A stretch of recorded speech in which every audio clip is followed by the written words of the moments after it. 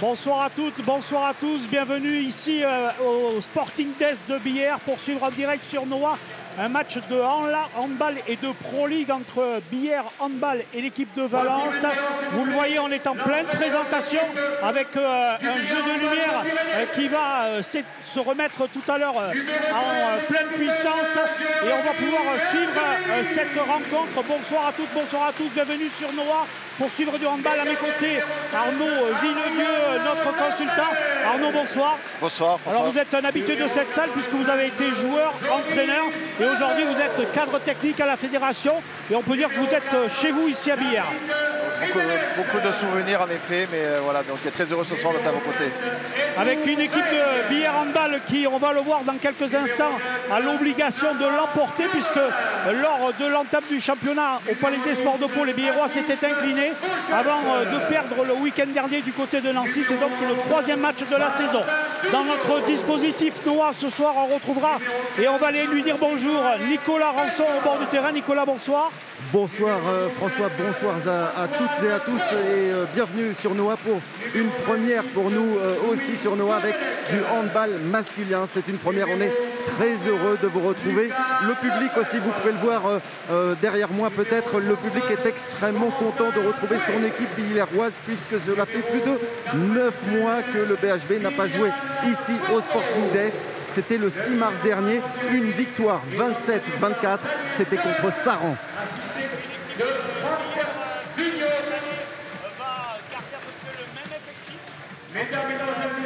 Le Billère qui va garder à peu près le même effectif cette année. La difficulté pour Billère, eh bien, ça va être de se lancer dans cette saison. C'est vrai que c'est une année particulière parce que Billère a la particularité, c'est le cas de le dire, d'avoir changé d'entraîneur. C'est Daniel Deherme qui est arrivé ici à la barre. Et il a remplacé le coach serbe. Ça veut dire qu'il y a une nouvelle méthode de jeu. C'est un petit peu un changement important quand même. Hein. Oui, avec un départ dans l'inconnu parce qu'aucun entraîneur ni aucun joueur n'avait connu un arrêt de 6 mois, une préparation aussi longue de 12 semaines. Donc à la fois ce changement d'entraîneur, mais ce changement de préparation et plein de nouveautés dans la tête et la vie des joueurs. Quoi. Avec une équipe de Billère, on le disait, qui avait perdu contre Besançon. De son côté, l'équipe de Valence, club de la Drôme, qui est montée de National 1 il y a 2 ans, c'est ça hein, tout à fait. A elle réussit l'exploit d'aller gagner à Angers, une des équipes qui, comme Billère et Valence, jouera le maintien 34-32 avant de s'incliner lourdement sur le score de 32-27. On voit l'équipe de Valence encaisser 32 buts lors du dernier match et 34 lors du premier. Ça promet un match ouvert, c'est ce qu'on peut dire. Oui, alors d'abord cette équipe de Valence, elle a bénéficié du Covid parce qu'elle était partie pour descendre et elle a été repêchée parce qu'il n'y a pas eu de descente finalement, donc c'est assez paradoxal. Et effectivement, c'est une équipe qui marque beaucoup de buts.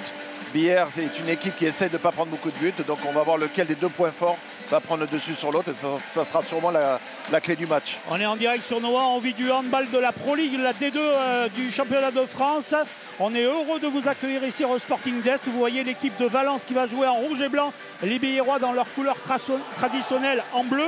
On aura l'occasion de découvrir les joueurs de cette équipe de Billère. Ce que l'on peut dire, ce qui fait sa force, c'est qu'elle est articulée autour de jeunes joueurs avec 3 ou 4 joueurs, notamment le capitaine Jérémy Vergely, le pivot qui est lui un gros joueur d'expérience et 2 joueurs espagnols qui sont protés dans leur niveau handball.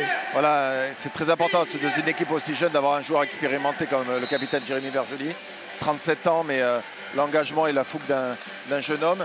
Et après plein de jeunes joueurs qui, eux, doivent s'acclimater soit au niveau de D2, soit en réalité, comme vous l'avez dit, les 2 Espagnols qui sont les fers de lance offensive et qui sont normalement les joueurs qui doivent nous amener beaucoup de buts. Alors pour le moment, les équipes à 2 victoires dans ce championnat, c'est Nancy, Besançon, Saran et Célestin. On peut dire que Nancy fait partie des favoris du championnat. On le voit, les Bleus de Billère sont en train de se préparer. Notez que le corps arbitral avec l'arbitre numéro 1, Sylvain Arthès, et l'arbitre 2, Benjamin Bola, 2 habitués du championnat de Pro D2. En fait, ouais, voilà, tout à fait, de nombreuses années. Avec l'engagement qui sera donné à l'équipe de Billère. Vous le voyez, le 6 de départ de Billère, puisque c'est Jérémy Vergely qui a la balle en main. Là, à sa gauche, c'est le demi-centre de cette équipe, Dudo. Lui aussi un joueur d'expérience qui est arrivé depuis 3 saisons à Billère. Oui, un demi-centre très QI handball, comme on a l'habitude de dire, qui a un parcours formé à Cesson, passé par des clubs de D1 et ainsi de suite, et qui amène du liant et qui est un joueur très important dans cet effectif. Passé par Cherbourg, joueur de talent. Et j'ai remarqué d'ailleurs que dans l'effectif, voilà, alors que le coup d'envoi vient de donner par Jérémy Vergely. La balle tout de suite pour Dudo. On va découvrir ces joueurs biérois avec celui qui joue arrière gauche, Corentin Boué, lui aussi un joueur qui a fait pas mal de clubs dans le championnat de Pro D2. Et c'est la première attaque. Alors on rappelle les règles, il faut que les Biérois trouvent une solution jusqu'à ce que les arbitres leur donnent une limite de jeu. Et pour le moment, c'est la première attaque, ça va être le round d'observation. La première combinaison est au 9 mètres, pas de tir trouvé, pas de pivot trouvé, la balle interceptée par les joueurs de Valence. Reprise. Voilà. Commencer par une perte de balle, ce qui n'est jamais très bon parce que ça une perte de confiance sur les attaques placées. Mais bon, voyons comment. Bel arrêt, Joris Labro. C'est Joris Labro, mais une faute est donnée. Et 2 minutes d'exclusion directe pour Jérémy Vergely. C'est sur la montée défensive. Voilà, et il est intervenu bras tendu, le joueur en l'air est tombé sur le dos. Alors c'est pas une très bonne nouvelle parce que forcément il va être fragilisé. Parce que rappelons qu'à la 3e fois de 2 minutes, c'est une exclusion définitive. Donc on peut en général passer par un carton jaune et ainsi de suite. Mais là les arbitres ont jugé dès le départ que c'était assez brutal pour pouvoir mettre 2 minutes. Voilà, donc c'est aussi une façon de mettre la pression sur les joueurs en leur disant on est là pour jouer correctement. En tout cas l'infériorité numérique, puisque je vous rappelle qu'au handball les infériorités numériques se jouent. Et les Biérois là sur un tir posé, la défense n'est pas montée. De Boultif qui est... Alors cette équipe elle est paradoxale parce qu'elle a des individualités qui sont expérimentées. Le joueur qui vient de marquer à 37 ans, l'ailier droit qui est fait à 37 ans, l'ailier gauche Armin Béraud était formé à Montpellier à une trentaine d'années, le gardien tchèque à 30 ans aussi. Donc c'est une équipe qui n'est pas très expérimentée parce qu'elle n'a pas l'habitude de beaucoup jouer ensemble et elle se construit. Mais par contre il y a de nombreux joueurs qui ont beaucoup d'expérience en D1. Avec ballon au Biérois en attaque pour le moment 1-0 dans ce début de rencontre. Alors à noter une spécificité, il n'y a pas de gardien de but dans l'équipe de Billère Handball, donc ils sont bien 6 en attaque, mais il faut pas perdre le ballon. Il faut perdre le ballon et là il y a un joueur vient de sortir. Donc c'est une des avertissement à un défenseur, c'est le numéro 23 Eudarik Johan qui vient de prendre cet avertissement et le coup franc joué par les Biérois.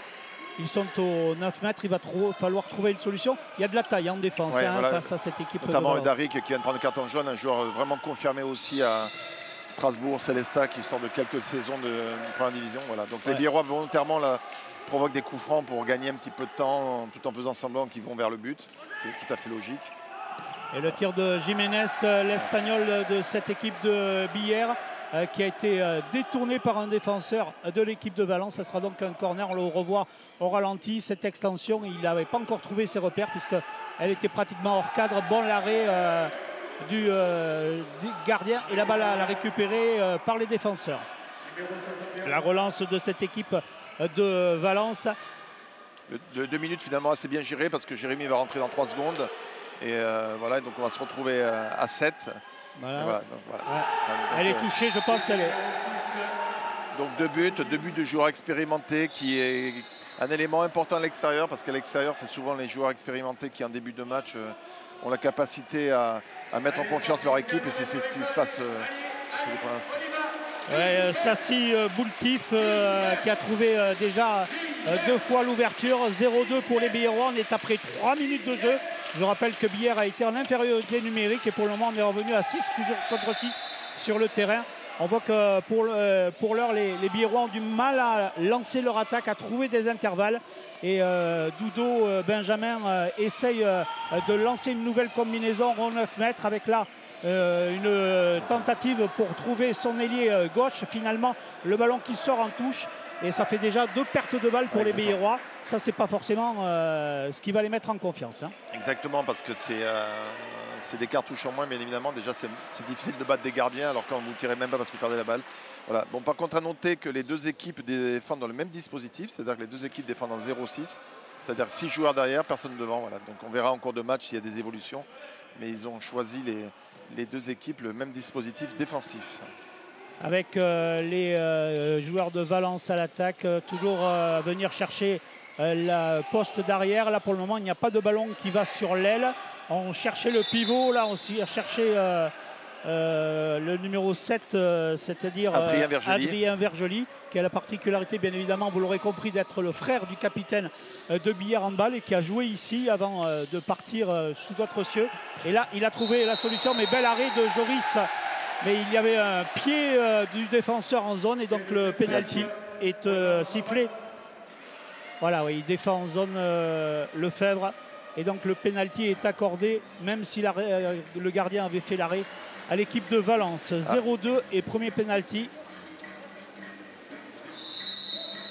Ouais, voilà. Sur le poteau, attention, il a récupéré. Ah, ça serait terrible. Ouais, il y a de côté. Voilà, c'est bien pour Joris Labro, hein, parce qu'il a besoin de se mettre en confiance. Le jeune gardien passé par le centre de formation de Toulouse, qui a même joué en D1, puisque le gardien titulaire à l'époque de Toulouse était blessé, le gardien de l'équipe de France, et qu'il est arrivé à Billère pour essayer de prendre le poste de numéro 1, premier gardien, à un jeune âge, 22 ans. Voilà, il avait brillé l'année dernière parce qu'il était numéro 2. Il avait réussi à prendre au fur et à mesure de la saison la place du numéro 1. Et maintenant, c'est une saison importante pour lui parce qu'il doit confirmer ce statut-là. Et on sait très bien que dans le sport de haut niveau, c'est jamais une très bonne chose. Un nouvel échec de Jiménez, ce qui est inquiétant parce qu'ils viennent de perdre des ballons et ainsi de suite. Et comme on l'a dit en début de reportage, c'est vraiment le joueur offensif de la base arrière. Donc ça pose problème pour le moment. Et Benjoumou Gassama s'est pas fait prier. Vous l'avez vu pour inscrire le 3e but de cette première mi-temps, qui pour le moment est à l'avantage de l'équipe de Valence. Les Biérois qui sont en train de mettre un handicap dans ce début de match. Voilà, et à noter justement que l'entraîneur Daniel Deherme réagit rapidement et sort le joueur l'arrière droit gaucher Jiménez et a fait rentrer un jeune Italien de 20 ans qui a été formé à Montpellier. Il est arrivé à 16 ans à Montpellier, qui s'appelle Simone Mangione, et qui est un joueur très offensif, très physique, avec beaucoup d'engagement. Et voilà, donc un nouveau tir. Pour le moment, ils ont du mal à trouver le cadre, les Biérois. Hein. Comme vous l'avez dit, c'est grand de face. Bon arrêt de Joris, c'est le 3e arrêt de Joris. C'est bien pour lui de réussir des arrêts de gardien parce que ça met en confiance son équipe. Vergely pris en ceinture et un avertissement pour Gassama.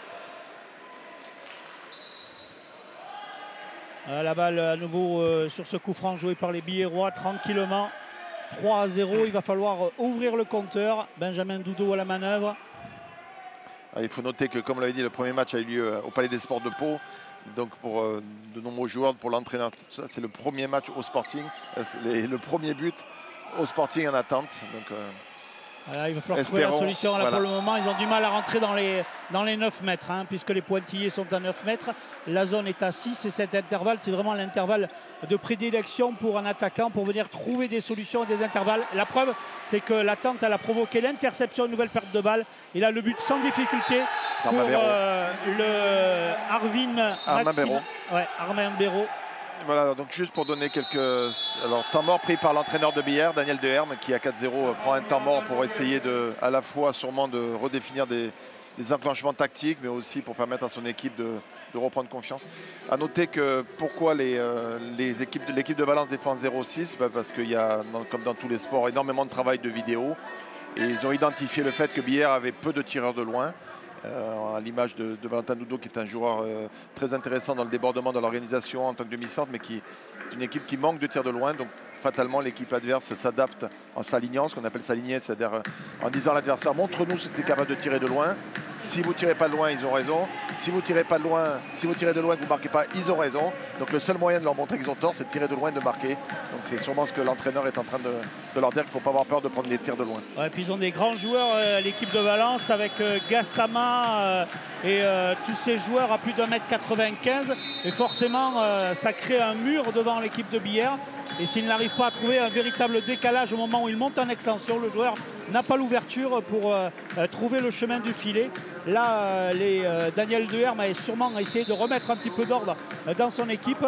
Pas de changement dans cette équipe de 6. Et le 32 de cette équipe de Billère Corentin Boé qui va prendre la main, hein, c'est ça. Hein. Voilà, qui est sur le poste de demi-centre. Il va sûrement y avoir des rotations entre l'arrière gauche et le demi-centre.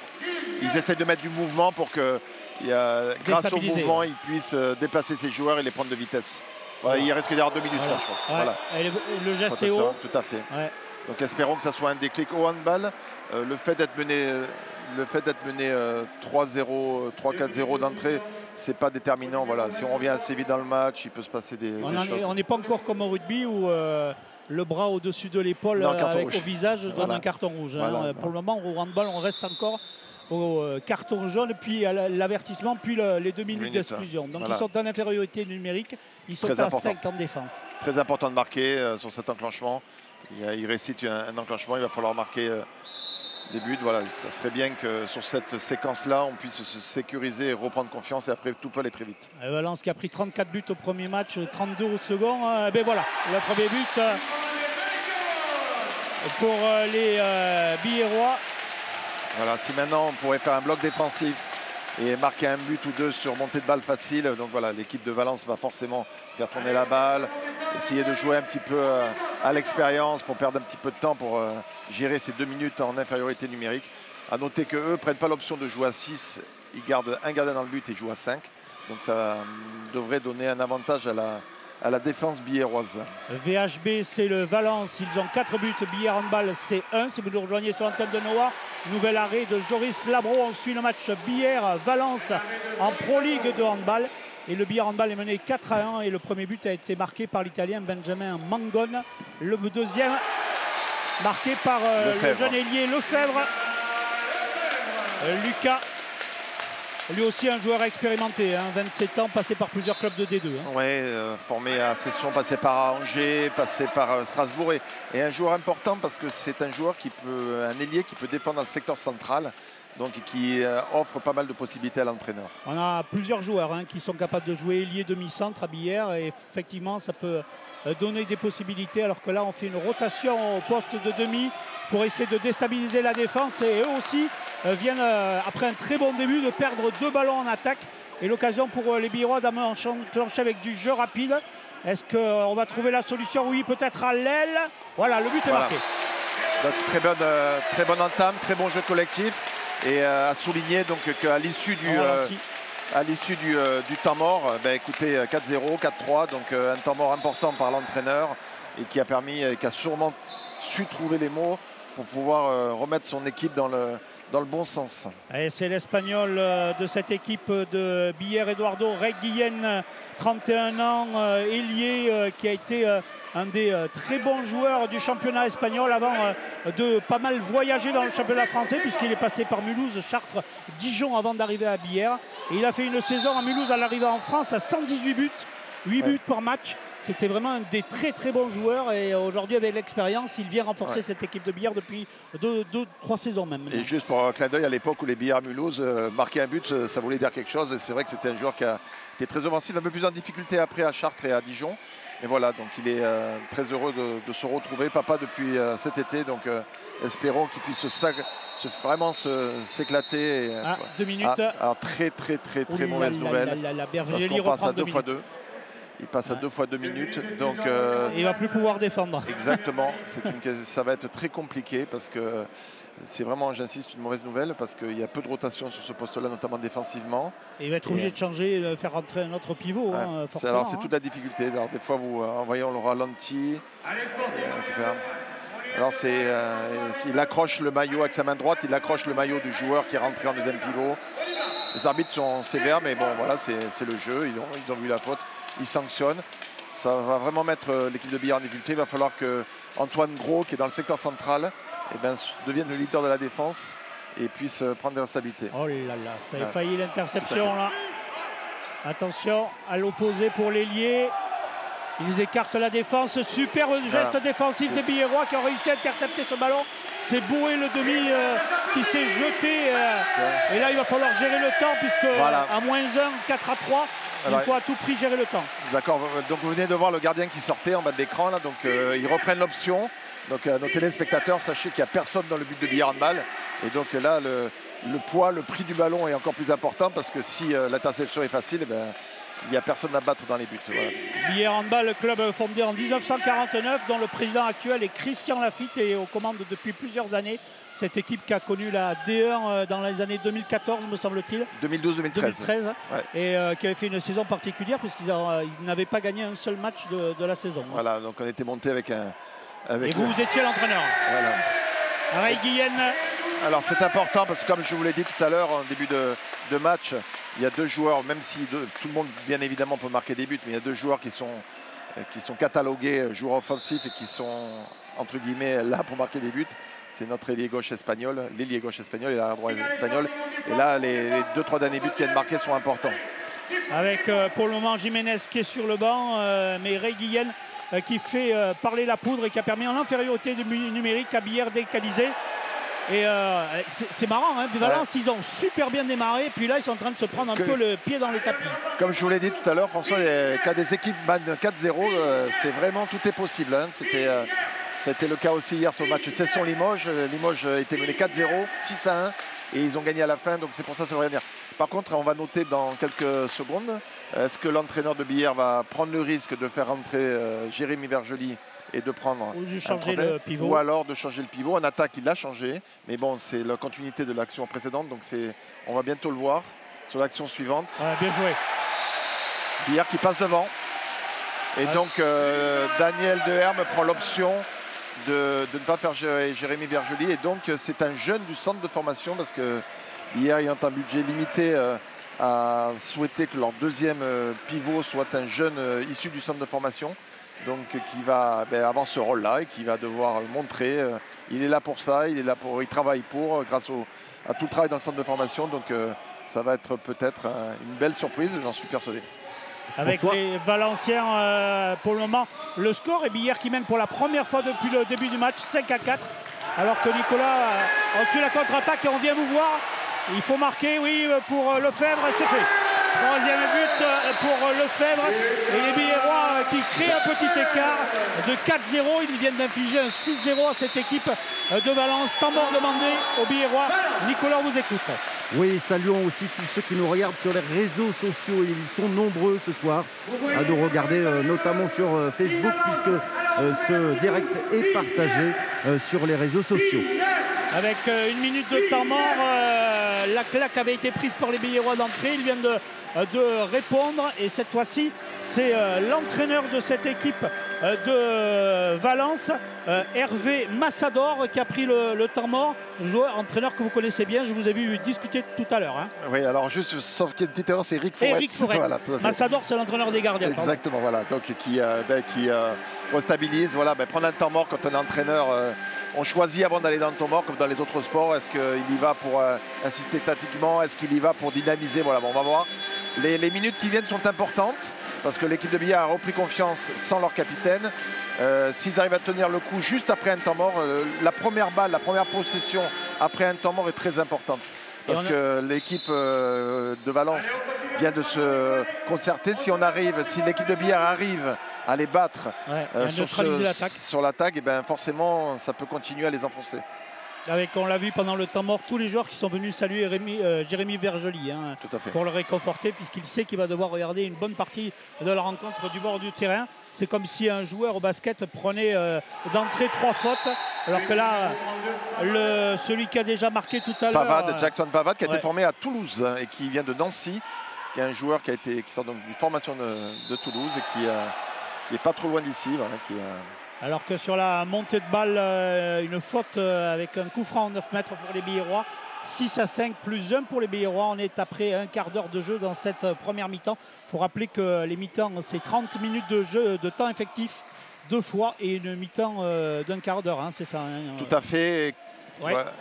Bon arrêt du gardien. Et contrairement au basket, on n'arrête pas sur chaque coup de sifflet. C'est vraiment la discrétion des arbitres quand vraiment une action va nécessiter une perte de temps. Mais autrement, voilà, c'est du jeu et 30 minutes. Voilà. Adamic qui vient de réaliser son deuxième arrêt depuis le début de cette rencontre. Alors que le gardien biérois, lui, en a fait 4 depuis l'entame, ce qui est une bonne entame de match pour le portier biérois. La balle en attaque pour les joueurs de Valence. On disait vous aviez connu la D1, c'est vrai que la D1 ça avait été un petit peu difficile, hein, un peu oui, une période on était monté avec le 10e budget sur 14 sans être préparé. Ça avait été une formidable aventure humaine et plaisir, mais c'est vrai que le club et l'équipe n'étaient pas du tout préparés pour vivre ces moments-là. Voilà. Ça a quand même permis au club de se structurer et d'avancer dans l'organisation, dans des événements et ainsi de suite. Donc bon, c'est que ça reste et ça demeure un bon souvenir pour ceux qui l'ont vécu. Alors les Biérois, eh bien, ils ont changé de pivot, mais ils ont trouvé quand même une bonne défense puisqu'ils ont gagné un ballon. Et que là, ils ont l'occasion de reprendre 2 buts d'avance puisque le jeune pivot est venu à l'aide défensive de son arrière et a réussi à gratter le ballon. Et là, l'attaque pour les Biérois avec Boué qui cherche le trou, là, peut-être, non, sur l'aile. Non, l'écart n'est pas fait, l'intervalle n'est pas fait. Ah oui, il est passé par la zone des 6 mètres, c'est voilà, ça donc un petit il a traversé. Ouais. Il y a voilà, un carton jaune, bon, c'était pas une action de non, jeu, mais voilà. Bien méchante. On le voit au ralenti sur cette balle, ouais, l'arrière on a vu le pied gauche de l'arrière venir dans la défense pour contrer l'attaquant qui essaie de faire un écran pour l'ailier. Les Biérois là qui ne trouvent pas la solution. C'est Antoine Gros qui était au tir et la montée de balle pour les joueurs de Valence, 6-5. La balle pour l'arrière-garde de cette équipe de Valence. Et c'est Jackson à nouveau, Pavade qui trouve la solution. Les équipes exploitent de plus en plus ce qu'on appelle le jeu rapide, c'est-à-dire la remise en jeu rapide, la contre-attaque ou la montée de balle, comme on vient de voir, ou une fin de montée de balle, parce que ça devient tellement difficile de marquer des buts en attaque placée que les équipes poussent un peu les actions pour marquer des buts lorsque les équipes ne sont pas encore organisées défensivement, à l'image du but qu'on vient de voir. 6 partout, 18 minutes de jeu dans cette première mi-temps. La balle à l'attaque pour les Biérois. Alors on le voit, ils viennent à nouveau chercher Rey, le talentueux ailier espagnol de cette équipe de Billard, mais pour le moment la solution n'est pas trouvée. En 2 temps, oui, magnifique. Voilà, là, on peut noter la bonne rentrée, même s'il a loupé un tir ou 2, mais Simone Mangione, c'est un joueur qui est très offensif, donc il vient de marquer, je pense, son second but, oui. Mais surtout il engendre en 2 minutes. Il s'engage vers le but, c'est un joueur qui est beaucoup en percussion et comme Valentin Dudot en tant que meneur de jeu est un joueur qui distribue, c'est important d'avoir autour de lui des joueurs qui percutent parce qu'autrement l'équipe adverse pourrait trop facilement neutraliser l'attaque biéroise. Les Biérois qui ont 2 infériorités numériques, 2 fois Vergely et les joueurs de Valence qui en ont eu 2 également. Mangione qui est originaire de Trent dans la vallée du nord de l'Italie. Et là, c'est l'ailier de cette équipe de Sylvain Kiffer, qui est aussi un joueur expérimenté parce qu'il a 37 ans, même titre que Boultif tout à l'heure, et qui est un joueur qui est assez régulier, qui sort de plusieurs années intéressantes en D1 à Chartres. Et à noter donc que l'entraîneur de Billard a refait le choix de refaire entrer l'arrière droit espagnol Jiménez. Je vous expliquerai un petit peu plus tard, mais c'est important de le faire jouer parce qu'il est côté banc. Je vous expliquerai tout à l'heure pourquoi, mais donc c'est facile de le faire sortir. D'accord. Avec pivot trouvé par les Biérois. Alors quand je disais sortir, c'est sortir en défense. Alors très important parce que justement ce jeune pivot qui travaille depuis 3-4 ans au centre de formation de Billard dirigé par Emmanuel Aleto qui fait vraiment un formidable travail parce que c'est un centre de formation qui est en N1. Il n'y a que 2 centres de formation sur l'ensemble des clubs de D2 qui sont en N1. Et bien de voir ce jeune joueur, ça fait vraiment plaisir. Et puis ça montre à tous les jeunes des centres de formation qu'il y a la place pour des jeunes à partir du moment où ils s'engagent et qu'ils s'entraînent. Il redonne l'avantage à Billard, 8-7 dans cette première mi-temps. L'attaque de Valence, la bonne défense de Billard pour le moment. Les arbitres n'ont pas encore sifflé. Et là, le gardien. Le gardien, la balle est sortie du champ de jeu. Et Joris Labro peut relancer. Pour 20 secondes, encore un de plus. Donc ça serait très intéressant d'essayer de trouver une solution rapide. Oui, un de plus, encore. Alors certes, c'est un Italien, comme vous l'avez dit, François, mais c'est un Italien qui est arrivé à 16 ans avec son frère qui joue demi-centre à Cesson, à Montpellier, quand Montpellier a créé l'académie. Et donc il y a vraiment une culture italienne bien évidemment, mais au niveau handball qui a été formé avec toute la rigueur et le travail physique des Montpelliérains. Donc voilà, donc ça fait vraiment plaisir parce que c'est un jeune joueur qui s'engage beaucoup dans l'activité. Il est avec pour le moment Lefebvre à 3 buts, les 2 meilleurs marqueurs de cette première mi-temps côté biérois. alors que la balle est à Valence et qu'on en est à 9-7 à nouveau, 2 buts d'avance pour les Biérois. Bonne défense, il fallait lever les bras. Ouais. Voilà, mais ce qui est important, voilà, c'est toujours pareil. Alors il y a les arrêts du gardien de but et Monjon qui pousse l'action. Voilà, des arrêts du gardien de but et Monjon pour la deuxième fois engendre une 2 minutes. Donc je me répète, mais c'est un joueur qui est énormément dans la percussion. Et quand il est dans la percussion, ça permet de fragiliser l'équipe adverse. Et il est passé par Nîmes aussi. Avant d'aller à Montpellier, il était à Nîmes. Il est arrivé à Nîmes. J'ai retrouvé Strass depuis Trent sur Internet. Et effectivement, c'est un joueur qui est passé par Nîmes avant d'intégrer le centre de formation de Montpellier. Et j'ai discuté un petit peu avec lui hier. Et apparemment, il a l'air de se plaire en France. Tout à fait. C'est pour ça. Et je dis, son jeune frère qui joue à Cesson, il se ressemble comme 2 gouttes d'eau. Je l'ai vu jouer hier contre Limoges. Ouais, magnifique. Il a trouvé alors Valentin qui était vraiment un excellent joueur et un équipier vraiment important dans cette équipe-là par son très bon esprit. Dès qu'il y a du 5 contre 6, trouve des espaces. Et c'est un joueur d'espace, mais j'en reviens à ce que je vous dis tout à l'heure, c'est parce que Simonet a beaucoup percuté. Voilà. Alors aussi à noter qu'il y a un autre jeune joueur qui vient de rentrer, le numéro 10, gaucher, et qui est un jeune joueur du centre de formation, Mathis Beauchef, qui vient du pôle de Nantes au niveau de la sport-études et qui est arrivé à 19 ans à Billère et qui l'année dernière, comme Lefebvre s'était blessé, il a eu beaucoup de temps de jeu et finalement il se retrouve dans des matchs et dans des situations importantes. Donc deuxième joueur du centre de formation. Voilà, qui vient de récupérer une balle en défense. Ouais. Voilà. Il a bien trappé sur l'attaquant, alors que là, le nouveau but pour les Biérois. Pareil. Un but, ce qu'on appelle un but facile, même si jamais un but facile, parce que Mathis Beauchef a bien défendu, c'est parce que il y a eu un bon relais sur la montée de balle et c'est un but qui permet à l'équipe de prendre l'avantage et qui ne permet aussi de ne pas trop puiser dans les ressources physiques, parce que c'est pour ça qu'on appelle un but facile. La défense, ça la galvanise et ainsi de suite, donc c'est que du positif. 11-7 toujours dans cette première mi-temps. Nicolas, au bord du terrain. Oui, effectivement, je me trouve juste derrière le banc du BHB et on sent vraiment que ce match est capital pour lancer définitivement le début de saison des Biérois. Vraiment, l'ensemble du groupe est extrêmement solidaire avec l'entraîneur aussi qui est à la baguette et qui fait rentrer ses joueurs au fur et à mesure. Mais vraiment, ils s'encouragent. C'est vraiment des beaux moments de sport là aussi. Comme vous l'avez dit, capital, parce qu'il y a 2 déplacements la semaine prochaine, mercredi et jeudi à Célestat et à Strasbourg en Alsace. Donc c'est très important d'y aller avec une victoire. Bel arrêt de Joris Labro qui réalise une superbe première mi-temps. Les Biérois qui ont l'occasion de prendre 4-5 buts. Et voilà, alors comme je vous l'ai dit tout à l'heure, lorsque les joueurs offensifs sont trouvés, comme par hasard, tout va beaucoup mieux. Et à noter que l'entraîneur de Valence prend très vite son deuxième temps mort. Alors le temps mort pour les personnes qui découvrent ou qui connaissent moins bien le handball. On a le droit à 3 temps morts par match et c'est 2-1 ou 1-2. D'accord, donc lorsqu'on en prend 2 en première mi-temps, il n'y en a plus que 1 pour la seconde mi-temps. Donc on revient au même point que tout à l'heure. Si on arrive à les contrer, si Billère arrive à contrer l'équipe de Valence, on se doit d'être neutre. Ouais. On salue d'ailleurs tous les amis de la Drôme qui regardent le match sur Facebook ou sur la chaîne Noah. Via les box, puisqu'on est en direct sur Noah ce soir pour vivre du handball en Béarn et en Drôme, 2 clubs, jeunes clubs de la Ligue de Pro D2, la Pro League de handball. Eh bien, c'est vrai que cette équipe de Valence avait mis à peine 4 minutes pour prendre 4 buts d'avance.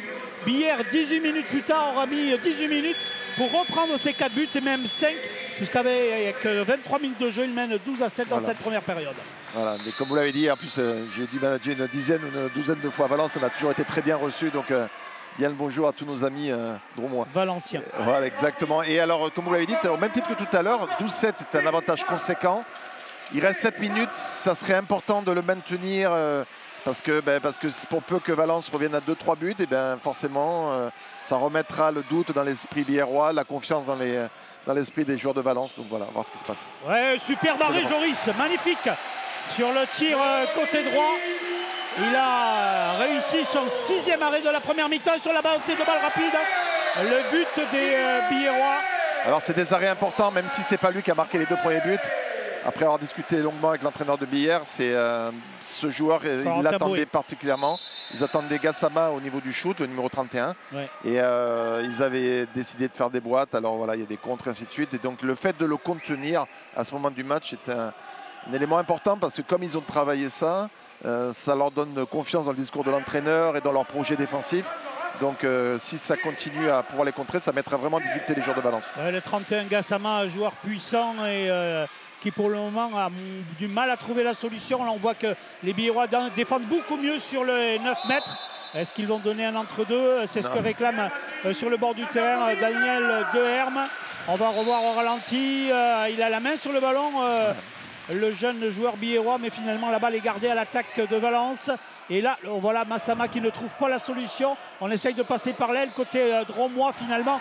Nouvel arrêt du gardien. Il était un petit peu en bout de course, le Valencien, pour son tir.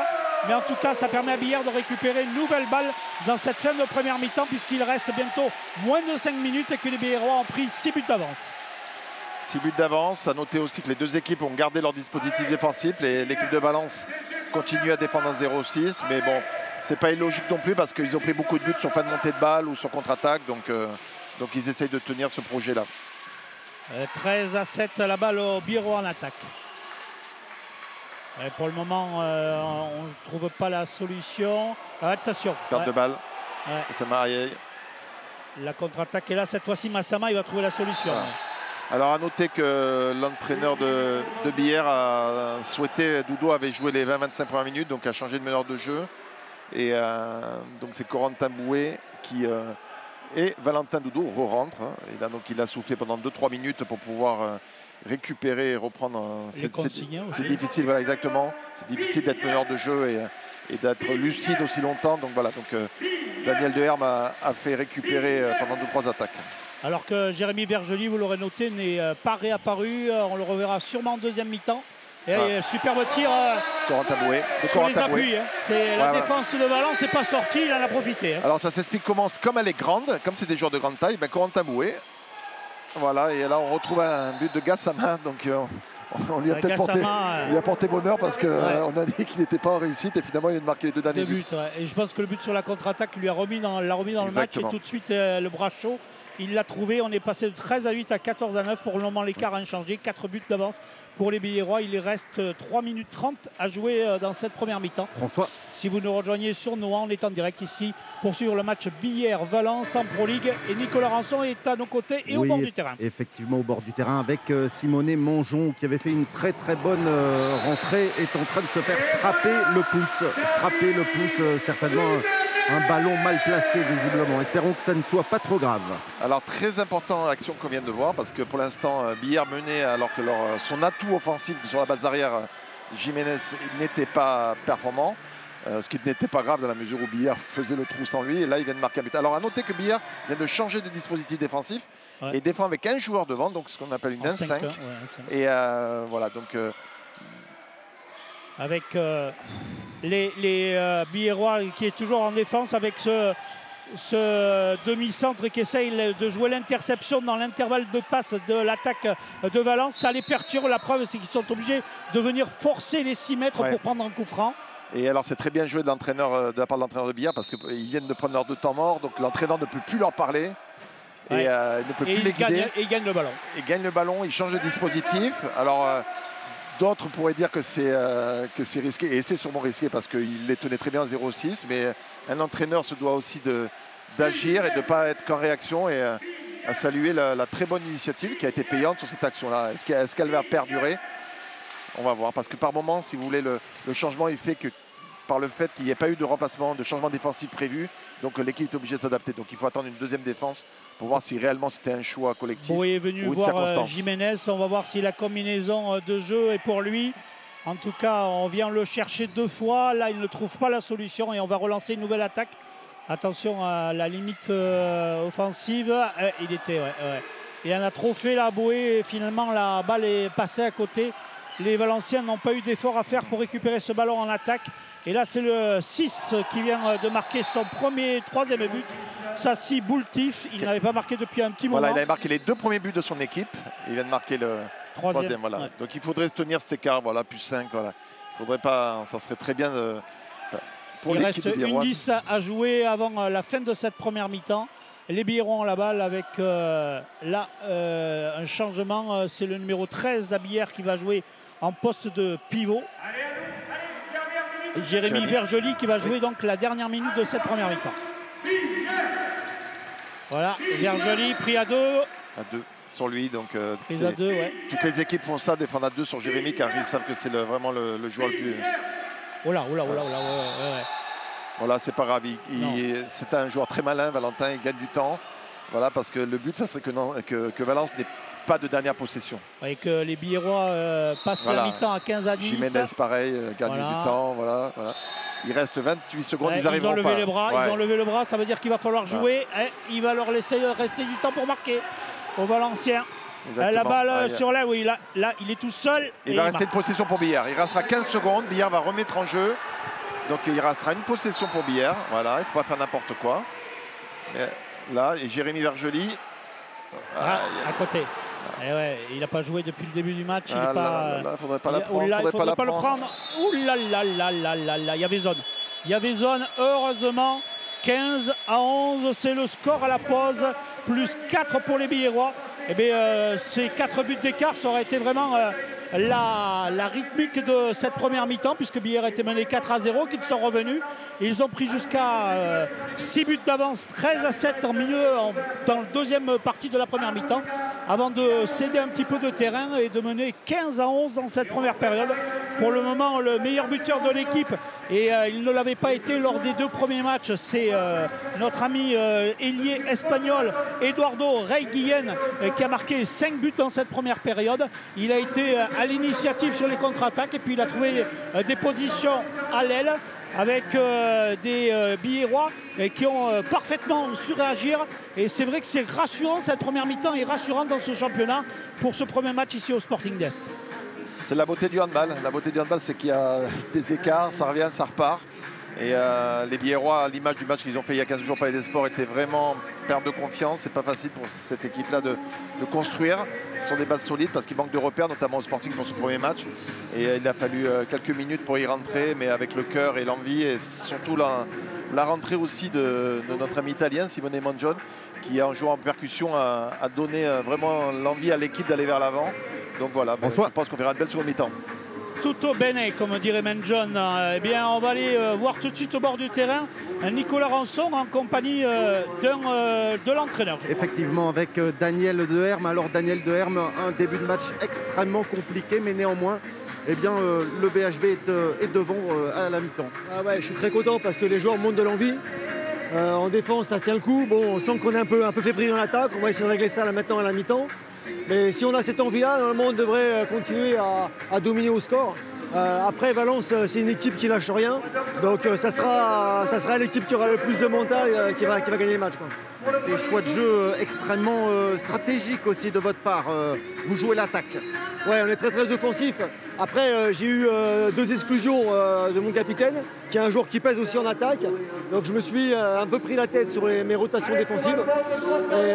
Et puis j'ai un joueur qui s'est blessé aussi en cours de mi-temps. Donc on va essayer de réguler ça maintenant à la mi-temps, en sachant qu'on va jouer sur la gauche et que normalement on devrait être un peu mieux pour mieux gérer nos rotations que ça à gauche. Le début de match, c'était lié au retour dans cette salle. Comment vous l'expliquez? Valence est dans un bon rythme en ce moment. Ils ont su exploiter nos erreurs. Après, nous, on fait 2 erreurs en défense. Malheureusement, à ce moment-là, on se retrouve à 1 de moins. Ils exploitent bien la situation. Moi, j'ai eu peur à ce moment-là qu'on puisse s'écrouler. Mais non, les joueurs ont des ressources mentales et le score le montre à la mi-temps. Merci, Daniel.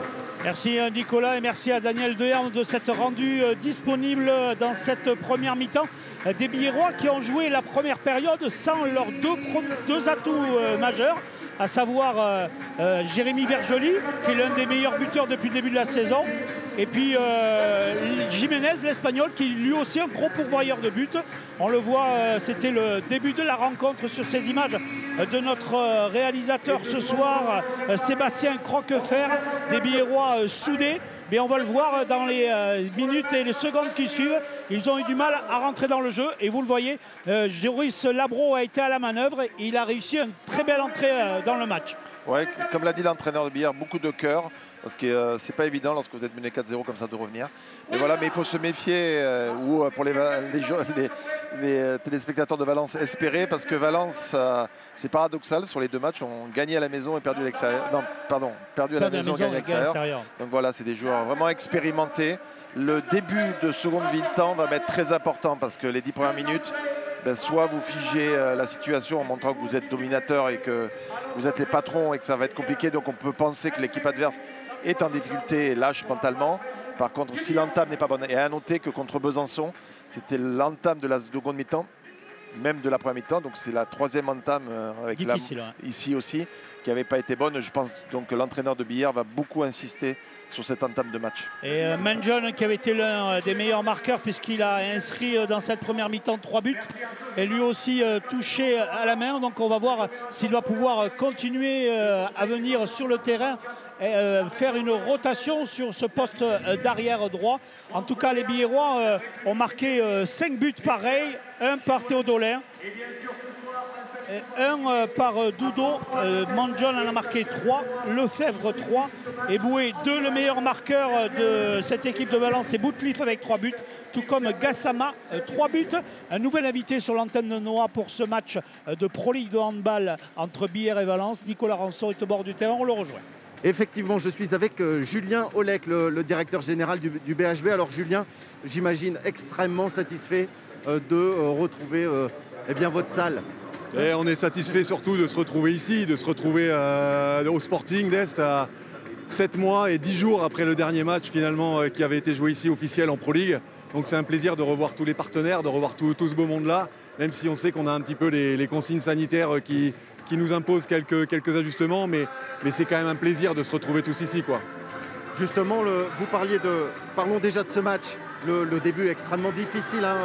Heureusement que le gardien tenait la baraque, si je puis dire, mais néanmoins le BHB finit en tête. Il va falloir tenir, et c'est un match extrêmement stratégique pour le BHB aujourd'hui.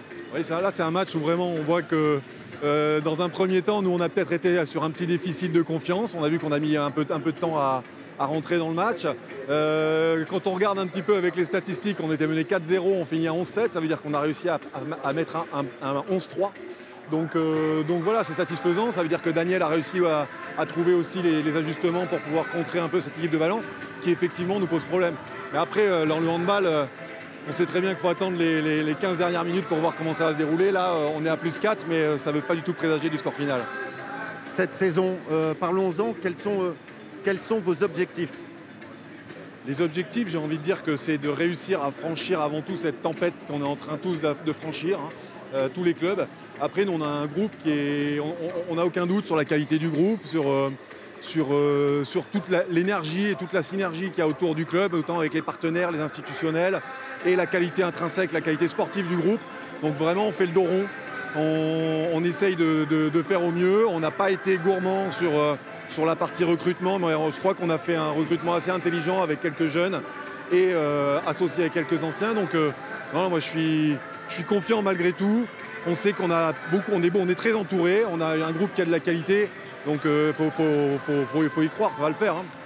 Impossible de ne pas parler également de cette crise sanitaire. On vous a suivi cet été avec le groupe où vous avez connu, vous aussi, enfin dans le groupe, des cas positifs. Il a fallu se réinventer là aussi pour le BHB. Quelle est maintenant, comment abordez-vous cette phase avec le championnat, mais aussi une lutte face au virus? Et c'est ça qui est aussi à la fois très compliqué, mais aussi très passionnant, parce que finalement c'est une deuxième compétition qui se joue. Ça veut dire que nous on a eu un cas positif, un cas de Covid, avec une mise à l'isolement de tout l'effectif. mais on ne va pas pleurer. Toutes les équipes vont y avoir droit. Donc il y a aussi, attention au ballon, il y a aussi cette capacité à gérer ces choses-là qui va compter à la fin du championnat. Donc on est tous soumis à cette problématique et celui qui les gérera le mieux s'en sortira mieux que les autres. L'incertitude aussi, il faut savoir la gérer. Est-ce que le club a petit à petit construit autour de l'équipe, je pense avec des psychologues, avec des équipes, des personnes qui peuvent aussi aider le staff, le groupe à franchir cette épreuve? Ouais, c'est exactement ça. On essaye surtout de... Et le problème, c'est qu'on ne peut pas s'appuyer sur un retour d'expérience et on vit une situation qui est inédite. Donc on essaye vraiment de s'adapter au plus. On essaye vraiment de communiquer beaucoup avec les joueurs parce que nous, on est dirigeants, mais finalement, d'habitude, en fait, que ce soit l'entraîneur ou les dirigeants, on a l'habitude d'anticiper. On dit toujours commander, c'est anticiper. Mais là, on ne peut pas faire que anticiper. Il faut réadapter les préparations, il faut réagir éventuellement à une mise à l'isolement. Donc ça nous demande un peu de nous réinventer et de savoir justement s'ajuster et s'adapter à cette situation. Mais encore une fois, je le dis, il faut bien qu'on se mette tous en tête que de toute façon, toutes les équipes sont logées à la même enseigne. Donc c'est vraiment une deuxième partie de championnat qui joue aussi là. Il y a les joueurs, les partenaires, mais aussi le public. J'imagine que les voir dans ces gradins, c'est là aussi une immense satisfaction avec tout autour un protocole sanitaire extrêmement strict. Ah ouais, c'est chouette. Et on voit bien que les gens, ils demandent que ça. Donc les gens, ils ont envie de faire la fête, ils ont envie de participer à ce genre d'événement. On l'a vu la semaine dernière, il y a 2 semaines, on est 4500 au Sporting. Après, nous aussi, on a aussi ce rôle de composer avec cette envie que les gens peuvent avoir et quand même de pouvoir imposer certaines règles sanitaires. Mais là aussi, moi je veux souligner, on a vraiment un dialogue qui est hyper sain et hyper constructif avec les services de la préfecture et de l'agglo. Et on arrive à mettre en place tout un système, à faire en sorte que la fête puisse avoir lieu dans le respect des consignes sanitaires. Là, la ville de Billère, elle a aussi procédé à tout un traçage, à des ajustements dans le Sporting. Donc on va réussir à faire poursuivre le show dans des normes de sécurité acceptables. Merci Julien et bonne deuxième mi-temps. Merci à Nicolas et merci à Julien Olek, cette équipe de Billère et ce club qui est un club historique, hein, Arnaud, de Villedieu, puisque l'amicale laïque Lalanne, Billère-Lalanne, puisque c'était dans le gymnase de Lalanne que les Billérois jouaient à l'époque, pas loin d'ici, eh bien, ont connu le cheminement du championnat régional au championnat national. Ça a été longtemps un combat de 2 clubs béarnais, à savoir le Pau Nusti Sport qu'on salue, puisque nombreux nous 6e doivent être devant leur écran de télé s'ils le sont dans la salle. Et ces 2 clubs, Billère et Nousti, ont fait un petit peu avec Tardets, Sansoul, l'histoire du Billère, du handball masculin en Béarn. Hein. Ouais, la force des clubs du comité départemental ont permis justement à tous de grandir parce qu'il y a eu des oppositions, des derbies. Et à noter qu'au mois de juillet, la fédération a communiqué une information qui était vraiment très valorisante pour le département. Nous sommes le département où il y a le plus d'équipes nationales représentées. Donc voilà, donc toute la force du handball départemental et grâce à des clubs comme vous l'avez dit, comme Nousti, comme Masson, comme Tardets, j'en passe, c'est des meilleurs. Arnaud Villedieu, vous avez été entraîneur de 98 à 2015 après avoir été joueur. Quand vous êtes devenu entraîneur, le capitaine de cette équipe était Peyo Lahore, qu'on a plaisir à retrouver aujourd'hui à la direction de la section paloise qui a fait son cheminement. Des figures emblématiques, on peut dire, du Billère handball. Et ont suivi comme entraîneur Heitor Etxaburu, le basque espagnol, qui a amené cette équipe depuis 2015 à 2018. Dragan Mihailovic, le Serbe, il y a 2 ans, pour faire remonter de National 1 en Pro D2, en Pro League maintenant, puisque c'est son nom, l'équipe de Billère. Et puis l'arrivée cette année de Daniel Deherme, qui est lui aussi un entraîneur expérimenté, comme l'étaient les entraîneurs précédents. Vous êtes cadre de technique à la fédération et vous entraînez au niveau équipe de France les jeunes. Alors voilà, donc j'ai repris un poste de cadre technique à la fédération. J'ai eu la chance que lorsque j'ai repris ce poste en 2016, un pôle Espoir Handball a été créé à Pau. Donc jusqu'à maintenant, tous nos gamins, des clubs comme on l'a dit, partaient à Bordeaux.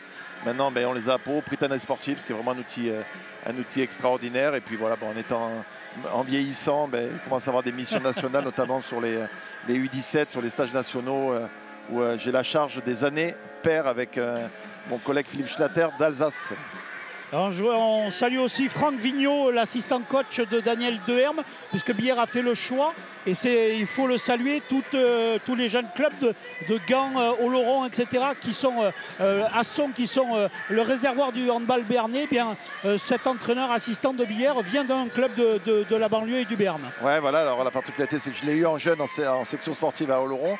Et c'est une très bonne idée parce que d'abord, c'est un jeune qui veut se former et qui veut avancer, qui fait du bon travail depuis 2-3 ans avec le club d'Asson et qui en plus est avec moi sur le pôle handball en tant que spécialisé gardien de but. Donc ça met du lien entre le centre de formation, le pôle, les autres clubs et ainsi de suite. Donc une excellente initiative de la part du staff biérois d'avoir pensé à Franck. 1 minute 24, vous voyez Daniel Deherme qui prend ses joueurs et qui donne ses dernières consignes, puisque dans quelques secondes va reprendre cette deuxième mi-temps. Le score de 15-11 pour les Biérois. Et comme le précisait Arnaud tout à l'heure, il va falloir réussir tout de suite l'entrée de deuxième mi-temps. A noter que celui qui a été l'un des déclencheurs de la remontée du Billère handball dans cette première période, c'est le jeune gardien Joris Labro. C'est lui qui a réalisé les 2 premiers arrêts qui ont stoppé l'hémorragie alors que Billère était mené 4-0. On va voir s'il continue dans cette seconde période, alors que je crois qu'on a changé de gardien côté Valence. C'est le deuxième gardien peut-être dans le 61, c'est toujours le même. Ouais. Comme vous l'avez dit pour Joris Labro, Arthur Adamic. Le poste de gardien de but est très important et la confiance est un élément sûrement déterminant dans la réussite d'un match, et faire des arrêts en début de match permet vraiment de prendre confiance, de donner confiance à la défense qui va faire les efforts nécessaires aussi, qui va engendrer des jeux. Alors après, à noter, on a vu une fin de mi-temps pour les spécialistes où il y a eu un changement défensif dans le dispositif biérois. Que vont proposer les deux équipes? Est-ce que l'équipe de Valence, pour contrer, va aussi proposer quelque chose de différent ou pas? Ça va, dans quelques secondes, nous aurons la réponse. Avec un 6 de départ de Billère qui doit être le même que pour l'entame de match. Voilà, alors à noter l'importance de Lefebvre tout à l'heure, outre le fait qu'il a marqué ses 3 buts. Là, il défend sur la base arrière, sur le poste de numéro 2 à droite, vous voyez, donc il permet à Jiménez, à l'opposé du banc, de pouvoir attaquer et défendre. Et pour pouvoir attaquer et défendre, il faut vraiment trouver un ailier, comme est ce joueur, qui permet de défendre en numéro 2. Autrement, ça serait impossible. Donc, toute l'importance d'avoir des ailiers qui puissent défendre dans le secteur central. À noter qu'il a repris le risque, et on le comprend, Jérémy Vergely. Voilà, Massama. On n'a pas trouvé la solution. Là, perte de balle. Ouais. Et là, c'est un but normalement à l'autre bout qui est réussi. Ouais, qui défend, qui attaque, qui marque. Jérémy est un joueur expérimenté, Vergely. Alors peut-être qu'il va le prendre, qu'il va me faire mentir, mais c'est quand même un joueur très intelligent. On voit vraiment le joueur Lefebvre qui est très important parce qu'il met la densité défensive, il marque des buts, il contre-attaque. Donc voilà. Jérémy a l'épée de Damoclès au-dessus de la tête. Ah oui, ça. Mais il le sait, c'est un joueur expérimenté. Comme en même temps, les arbitres vont avoir un petit peu de retenue à lui donner un 3e carton parce que ça serait vraiment extrêmement sévère. Mais après, voilà, donc des fois on ne les fait pas jouer parce qu'on a peur qu'ils prennent truc et finalement on se rend compte à la fin du match qu'on ne les a pas fait jouer alors qu'ils auraient pu. Donc voilà, donc la prise de risque, elle est mesurée, l'entraîneur fait ses choix. 16-11 dans cette deuxième mi-temps. On a entamé la deuxième mi-temps depuis 1 minute 30 et on est en direct sur Noah. On suit du handball, la Pro League. Le handball en Nouvelle-Aquitaine, c'est Limoges. En élite, la Star League. Et Billère en Pro League. Eh bien, on était à la salle du Sporting Death de Billère sur Noah. Et on suit ce match agréable entre Billère et Valence, le club de la Drôme, qui pour le moment a un peu plus de mal à revenir dans le match. Ils sont menés 16-11. François. Oui, Nicolas, vous êtes au bord du terrain. Oui, il va falloir aussi suivre, et le coach nous en parlait à la mi-temps, la blessure de Simonet Mangeon. Il a remis son sweatshirt là. Hein. Ouais, et je pense que l'entraîneur, tant qu'il peut, va essayer de le préserver. Et si il en a vraiment besoin, il peut-être viendra le chercher. En attendant, les joueurs de Valence trouvent la solution. On le voit ici au 9 mètres. Comme tout à l'heure, par le même joueur qui avait marqué les 2 premiers buts du match, qui remarque, alors on peut penser que tant qu'il est frais, il est anémique, mais comme je vous dis, il a 37 ans. Il fait 122 kilos. Un petit clin d'œil, vous avez parlé de Limoges, hein, Nouvelle-Aquitaine, un club de première division, et un entraîneur, Tariq Ayatoun, mon ami Tariq Ayatoun, avec qui j'ai travaillé pendant 6-7 ans à Billère entre 2006 et 2013, donc qui fait un excellent travail au club de Limoges. Et on n'oubliera pas les féminines, puisqu'il y a une très grosse représentation, Mérignac, Mios, tout ça, chez les féminines dans le handball aquitaine. Avec là une faute sifflée pour l'attaque biéroise. Ouais, c'est limite le 7 le pouce. Ouais. Dudo, Lefebvre, Jiménez qui n'a pas trouvé la solution encore dans ce match. Il n'est pas dans son match, Jiménez, il est à côté. Ouais. Et depuis le début de la saison, il a du mal. Et là, ça va être un but facile.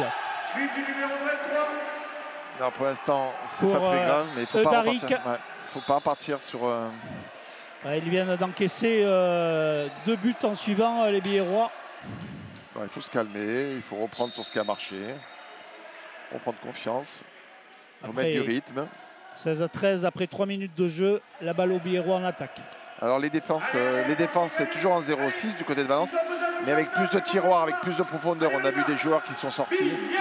À noter aussi que pour l'instant, malheureusement pour lui, on n'a pas vu le petit Adrien Vergely. On dirait que les deux Vergely ont été peut-être gagnés par l'émotion, mais c'est vrai qu'on ne les a pas trop vus alors que c'est vraiment les joueurs majeurs. Ouais, magnifique. Boé, 3e but dans cette rencontre. Le retour de la montée défensive, il a tout de suite pris ses appuis, il a fixé, il est allé jouer dans l'intervalle pour marquer un but facile. Le fait que même s'ils sont en 0-6, le fait qu'ils mettent plus de profondeur, c'est-à-dire qu'ils sortent un petit peu plus, crée des espaces justement, et les joueurs qui sont capables de déborder comme Corentin, voilà, mais là par contre, on a de la chance parce que M. Jiménez a oublié de défendre complètement. Donc voilà, il n'est pas dans son assiette pour l'instant. Mais à la limite, ce qui est une bonne nouvelle, hein, parce que vous menez de 4 buts sans... Mais oui, sans Jiménez, sans un but de Vergely, sans un but de Jiménez, c'est quand même la preuve que d'autres joueurs peuvent prendre la responsabilité du but dans cette équipe de Billère. C'est un sport collectif et chacun peut amener quelque chose à l'équipe. David Jiménez, 32 ans, qui a connu la D1 espagnole, qui jouait dans le club. Et qui vient de marquer un magnifique but, voilà. Alors, je le connais que depuis un an. Par contre, c'est un joueur qui n'a peur de rien. Voilà. Et Joris qui continue à faire des arrêts dans ses buts. Pour revenir sur David Jiménez, c'est un joueur qui ne doute pas. C'est un joueur qui ne doute pas. L'année dernière, Billard a souvent gagné des matchs d'un but. Et c'était souvent lui qui aimait dans ces moments-là prendre les situations de shoot. Donc, clutch player, comme on dit. Exactement, qui a cette capacité à quoi qu'il arrive, à vouloir que ce soit lui qui influence le sort d'un match. Et donc c'est vraiment super pour un entraîneur d'avoir des joueurs comme ça, mais bon. Il jouait près de la province de Cordoue, à Puente-Genil en 2018-2019. C'est son club espagnol où il a joué en Liga CB avant de venir à Benidorm. Et auparavant, il avait joué à Irún avant de revenir rejoindre le championnat français, alors que 18-13, 5 buts d'avance pour les Billérois. Et la balle en attaque pour cette équipe de la Drôme de Valence qui va procéder à un double changement. On va changer l'arrière-garde.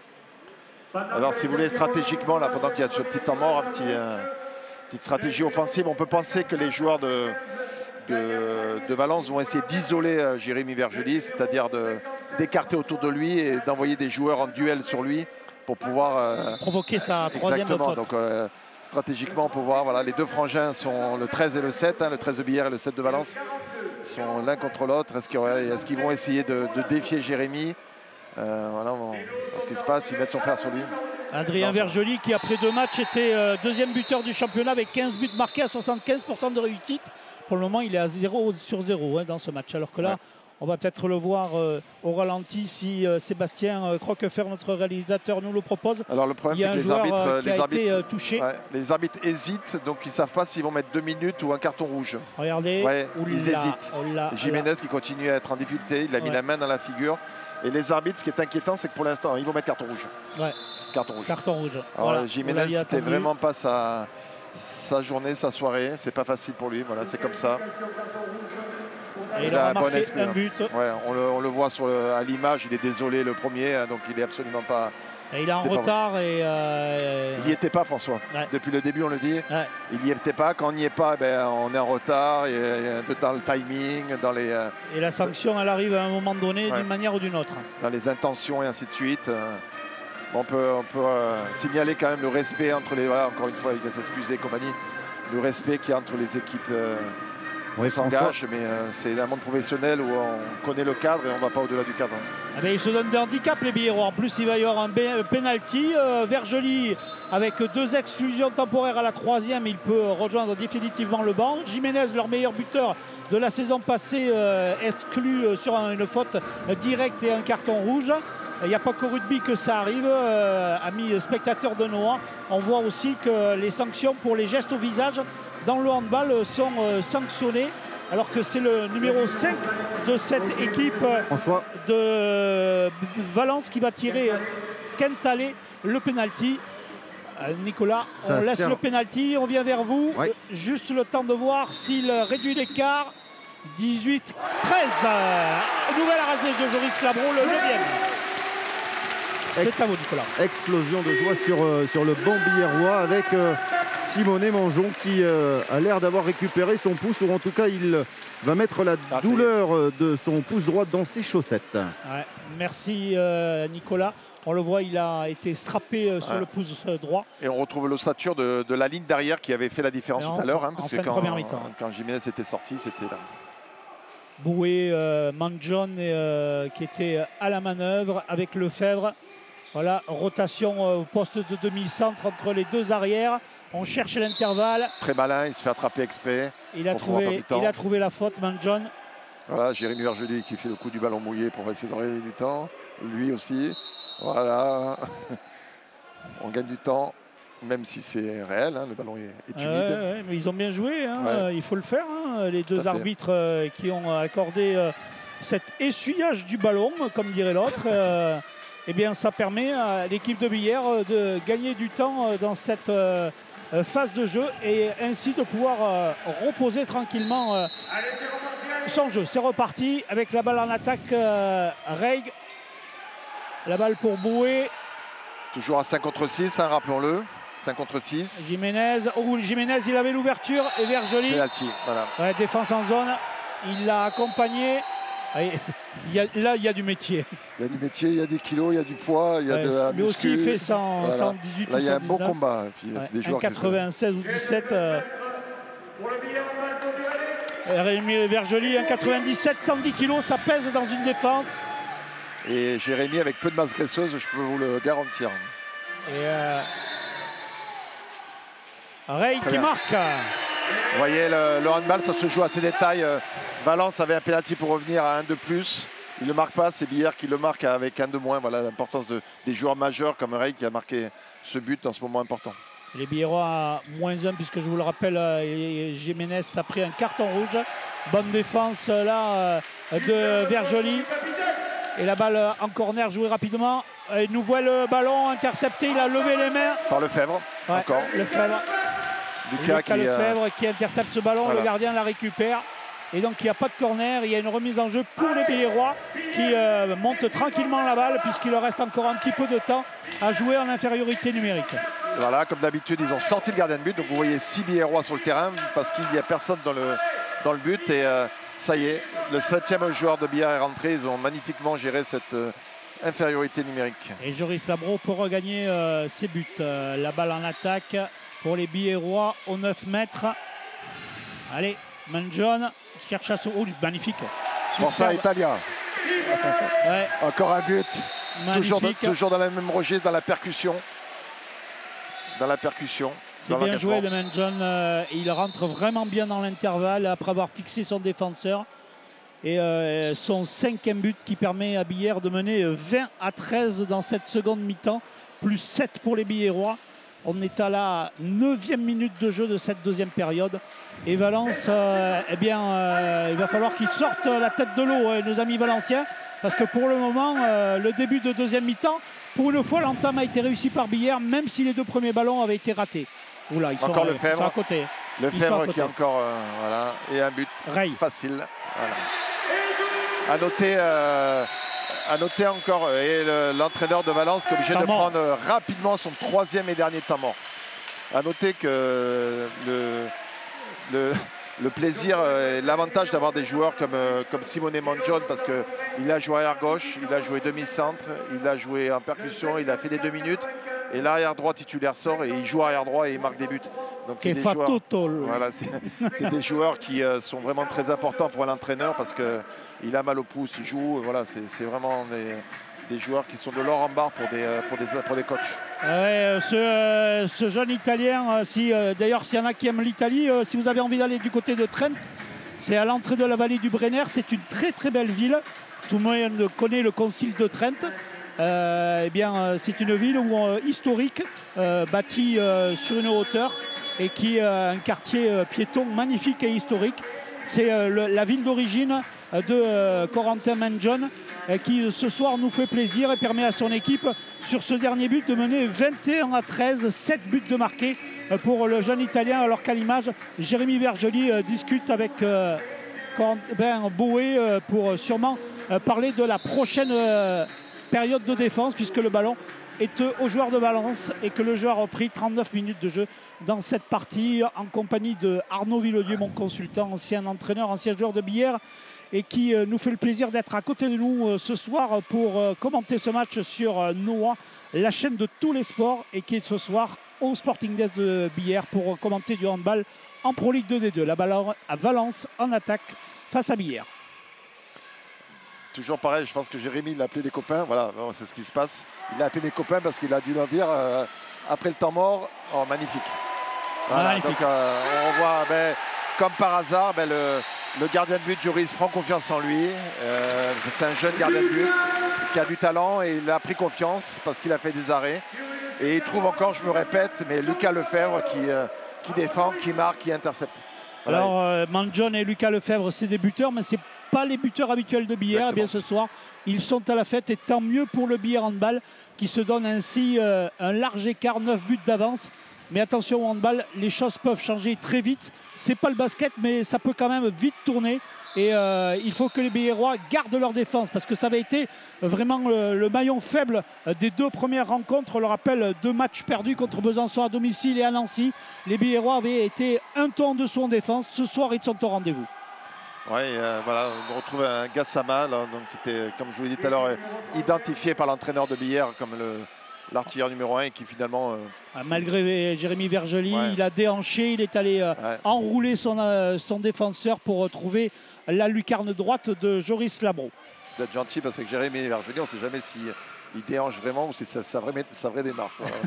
Petit clin d'œil, il m'en voudra. Non, mais tout ça pour dire que je suis quand même étonné que Valence ne joue pas plus autour de Jérémy Vergely, parce que ils ne l'ont pas encore mis en difficulté sur cette seconde mi-temps, alors que vraiment s'il était impliqué dans les duels, il serait vraiment en difficulté, ce qui n'est pas forcément le cas. Ils lui ont tiré au-dessus là, mais avec Joris Labro qui est vraiment dans son match. Attention, encore presque. C'est vrai que sur la contre-attaque, c'est difficile quand on voit arriver, on le voit, un joueur en extension là. Il va le chercher avec un rebond entre le bras et la jambe, la zone, je dirais, faible du gardien. Et il trouve la solution, le joueur de Valence. Je pense que c'est son premier but d'ailleurs à ce joueur-là. En tout cas, les Biérois, c'est Kiffer. Il avait loupé, non, c'est Quintali, il avait loupé son penalty tout à l'heure. Et à noter qu'il y a le Billère, Daniel Deher, il lui reste 2 temps morts. Donc, comme je vous l'ai dit tout à l'heure, Valence n'a plus de temps mort. C'est-à-dire que si ça se passait mal et ainsi de suite, l'entraîneur de Billère a quand même la possibilité de réguler 2 fois son équipe. Et toujours pas de but de Jérémy Vergely qui est en échec ce soir. Ouais. Les 2 buteurs de Billère habituels, Jiménez et Vergely. Jiménez, on vous rappelle, après un carton rouge tout à l'heure à la 6e minute de la 2e mi-temps, alors que là sur l'attaque, eh bien les Valenciens, je vous le disais, ça peut bouger très vite, viennent de trouver 3 fois de suite la solution. Et l'ailier droit de cette équipe, le numéro 17 est venu marquer Kiffer, son 2e but du match. Et il ramène son équipe à 6 buts, 22-16. Attention aux Biérois de ne pas se faire reprendre après 12 minutes dans cette 2e mi-temps. Voilà, de ne pas prendre des buts contre-attaque comme le petit Valfondé tout à l'heure. Le fils d'un très très bon formateur reconnu dans cette région de Lyon et ainsi de suite, et il ne faut pas leur offrir des ballons faciles pour pas que ces ailiers-là... il était passé, voilà. C'est dommage, Antoine Gros sur les appuis, il était passé, il a fait la passe à l'aile et effectivement, la vie n'était pas belle puisque le ballon a été perdu. Voilà.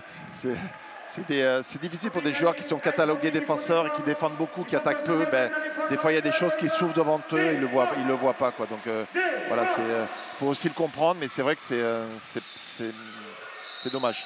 Il va falloir retrouver de la densité en défense. Vergely qui donne de la voix pour initier cette défense biéroise. Le ballon au Valencien, Massana. Percussion, très bien, il le prête très bien. Faute offensive. Toujours Manjon, Simonet. Et qui est voilà, vraiment un jeune joueur, 20 ans, vraiment quel... il percute, passe au pivot. Et l'entraîneur de Billère pense vraiment... C'était compliqué de marquer.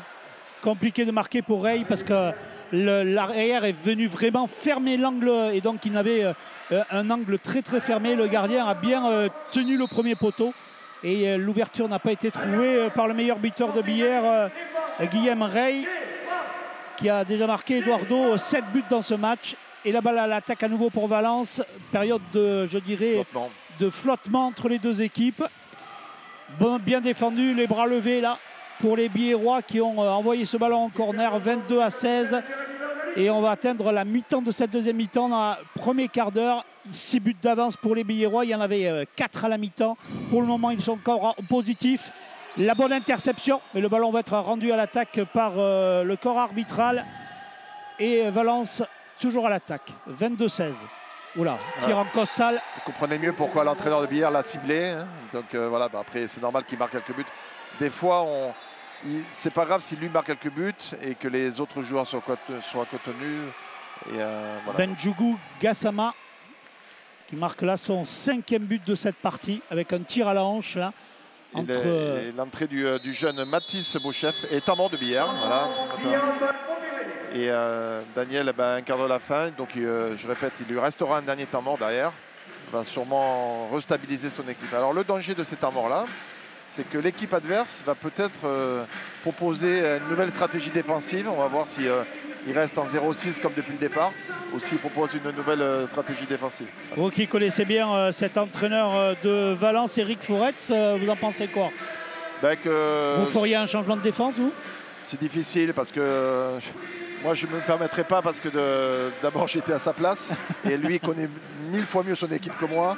Et ses stratégies, ainsi de suite. Voilà ce qu'on voit à l'image, il les dynamise, surtout il est dans l'affectif, là il essaie de les réveiller, les dynamiser, donc il leur montre à ses joueurs qui se battent. Voilà, donc le contexte, de quoi sont capables ces joueurs, est-ce que dans une autre stratégie défensive, ils sont compétents ou pas, voilà. Est-ce qu'il va réagir, est-ce qu'il va... Voilà, on va le voir, mais... Un retour sur...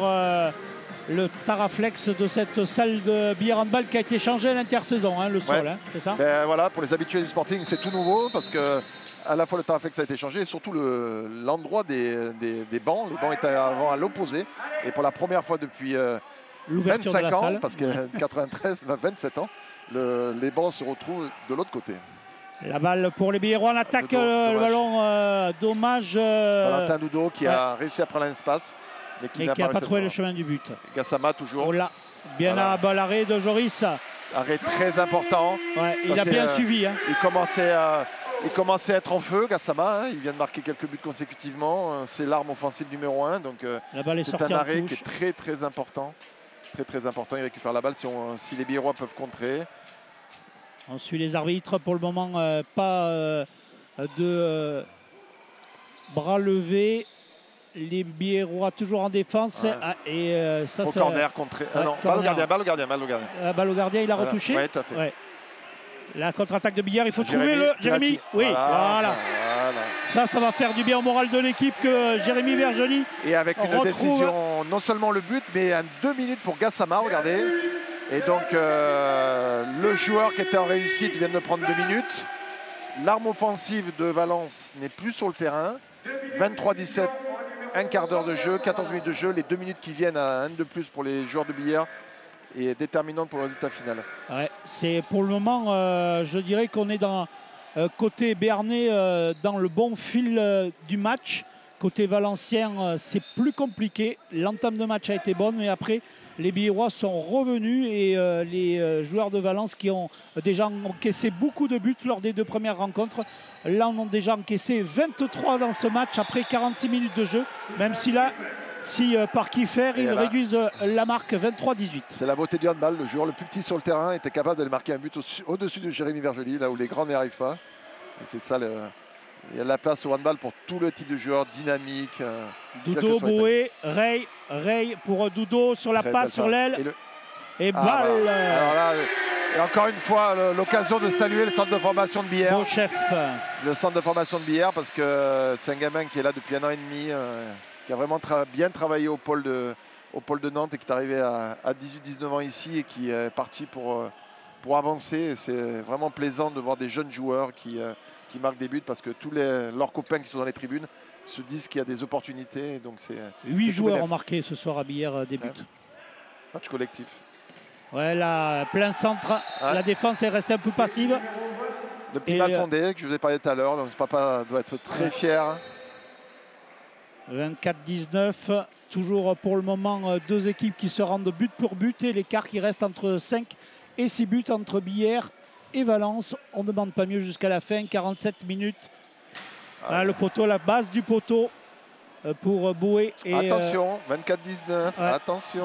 Il faut toujours être attentif. Attention. Une perte de balle, un tir raté, une équipe qui enchaîne, une faute défensive et on prend 2 buts et on a un petit peu la tête au fond du seau et on a du mal à re-rentrer dans le match, même si là Valence va se retrouver à 6, non? Ils sont toujours à 6. 6 plus 7, la Gassama vient de rentrer. Ils ont fini leur pénalité de 2 minutes. Lui, il est très costaud, mais il n'a pas osé y aller. Par contre, très bien joué. Dommage. Adrien Vergely qui passe à travers. C'était dur émotionnellement. Il s'était ouvert le chemin du but, grand ouvert, et il n'a pas réussi à trouver la solution. Là, le jeu rapide et il marque cette fois-ci. Montée de balle sur une passe encore de Simonet. Boué. Et but de Boué, de Corentin Boué. Alors, juste revenir sur Adrien, parce que Vergely qui a loupé ce tir facile avant. Et c'est dur quand on est un jeune joueur, on est en construction. Deuxième buteur du championnat, il avait marqué 15 buts dans les 2 premiers buts. Dans les premières parties à 75% de réussite. Et là, passé 3 ans en Billère, jouer contre son frère, sa famille dans les tribunes, et ça va le faire grandir parce que c'est un super gamin. Et c'est certain qu'il en tirera interception. Voilà. Et il va prendre 2 minutes. Et oui, il va prendre 2 minutes. Il n'a pas relâché. Non. Encerclement et il n'a pas relâché. Voilà. Adrien, je suis certain qu'il en tirera des enseignements et ça le fera grandir pour plus tard. Valence à nouveau en infériorité numérique. Ça doit être la 5e ou la 6e infériorité numérique pour Valence. Au même titre que tout à l'heure, David Jiménez, c'est des fautes comme ça, il sait très bien qu'il va les prendre. Donc c'est que émotionnellement, on manque de lucidité. Voilà, la balle en attaque pour Billère, 25-19. On est sur Noix. Ensuite du handball en Pro League D2 entre Billère et Valence. C'est le premier match au Sporting des Billérois. Ils avaient commencé au Palais des Sports de Pau pour l'entame de la saison, un match de gala. Ils s'étaient inclinés contre Besançon d'un petit but. Là pour le moment, dans cette deuxième rencontre en Béarn, ici tout près de Pau à Billère. Le score est de 25-19 en faveur de Billère et la balle est au Billérois en attaque et perte de balle après un avertissement de l'arbitre. Ils ont voulu forcer le jeu et il y a eu un pied en touche et la balle a été rendue aux joueurs de Valence. Plus 6, toujours cet écart. Il reste bientôt 10 minutes à jouer dans cette partie. Et vous l'entendez, notre ami Luis Dorrego, l'animateur de la salle, qui demande au public d'encourager la défense. Il y a ce soir entre 400 et 500, voire 600 personnes pour assister à du handball en Béarn. Sport populaire ô combien. Et les joueurs de Valence qui ne trouvent pas le chemin du but. Par contre, là, la faute est sifflée et il y aura un penalty. Je crois que c'est le deuxième seulement pour Valence depuis le début du match. Donc, c'est un ballon dedans. Voilà, il faut l'accepter. Voilà, mais je répète parce que Billère, alors paradoxalement, au Palais des Sports était mené de 6 buts à 10-12 minutes de la fin et avait égalisé avant de perdre d'un but. Donc il faut vraiment être attentif et cette équipe de Valence, fidèle à son image, s'accroche. C'est Kiefer qui est à la manœuvre face à Joris. Qui loupe son deuxième pénalty, rappelez-vous, en début de match. Il avait déjà pris la barre. C'est rare, hein. Voilà, donc l'équipe de Billère retravaille autour. On est encore à 6 contre 5 pendant 30 secondes. Donc une situation de supériorité offensive et avec un duel à l'aile et un but, encore une fois, d'Edward Wright qui confirme. Voilà, il a pris confiance, il a lancé sa saison parce qu'il a vraiment été en difficulté sur les 2 premiers matchs. C'est quand même un joueur talentueux et qui est capable de marquer des buts dans des angles vraiment fermés. Et on le rappelle, son meilleur score à Ray, c'est 11 buts le 14 février 2020. C'est son meilleur score en carrière contre Strasbourg. Il avait marqué 11 buts dans le match, il en est à 8 ce soir. Une Saint-Valentin, 14 février. Voilà, c'était le bon jour pour lui. Il était amoureux du but adverse. On l'espère qu'il le sera aussi ce soir. En tout cas, Gassama ne retrouve pas le chemin du filet. La balle reste à l'attaque puisqu'elle a été touchée. Il y aura un corner. 26-19 plus 7, 52 minutes de jeu dans cette première partie de deuxième mi-temps. Alors que ça râle la balance puisque le ballon a été retourné au Billerois. Voilà. Et alors, bon, c'est plus pour les initiés, mais s'il y a autant de contres et, sur les tirs de loin, notamment de Gassama et d'arrêt avec le gardien, c'est vraiment tout le travail et la relation entre le gardien de but et le contre. C'est Antoine Gros qui a marqué. Non, c'est toujours encore John sur une passe, sur une passe de Jérémy Verjoli. Et donc ce travail de contre, c'est de la vidéo qui est disséquée par l'entraîneur des gardiens, Franck Vigneault, vous en avez parlé tout à l'heure, et ainsi de suite. Mais c'est vraiment des relations pour aider le gardien de but. À nouveau un but pour Valence, on le voit au ralenti, merci. Boutif toujours. Ouais. Qui marque là, lui, son 5e but de la partie. 27-20 en faveur des Billerois dans cette deuxième mi-temps. Toujours ces 6-7 buts d'écart.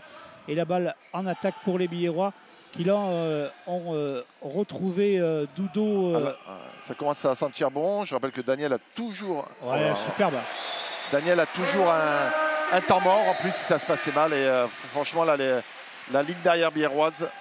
Voilà, et, le calvaire continue pour le pauvre Adrien. Encore un super arrêt. Sur Adrien qui est en échec. Voilà, tout simplement. C'est des choses qui arrivent. Et il va finir pas loin de 14 arrêts. Joris Labrosse, qui est un très bon score pour un gardien. Dans un match, vous imaginez, 14 buts, 14 tirs arrêtés, c'est forcément 14 ballons de gagnés par la défense.